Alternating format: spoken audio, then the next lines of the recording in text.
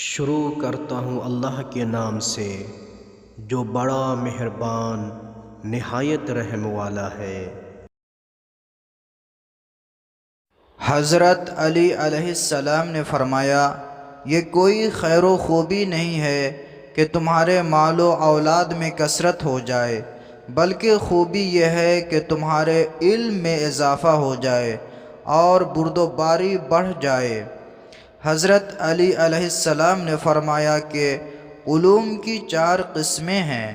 پہلا وہ علم جو نفع بخش ہے، دوسرا وہ علم جو شفاعت کرتا ہے، تیسرا وہ علم جو بلندی عطا کرتا ہے، چوتھا اور وہ علم جو پستی میں ڈال دیتا ہے۔